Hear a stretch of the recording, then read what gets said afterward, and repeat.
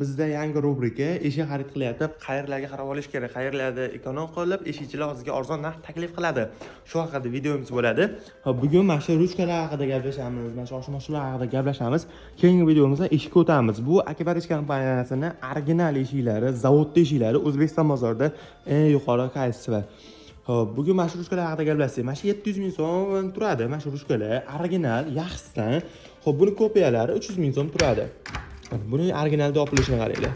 Buni xizmat qilish muddati asosiy bu 10 yil indamay xizmat qiladi. Kopiyalarchi siz 1 yil xizmat qiladi. Uzoq 2 yilga boradi. Keyin esa bo'shashib, shiriqlab ketadi. Sababi eshikni ko'tarib ochib yopa olmaydi ular. Undan tashqari mana shu oshmoqchilar original 45 ming so'mlik variantidan qo'yilgan. Buni kopiyalari 7 ming so'm turadi. 7 ming so'm.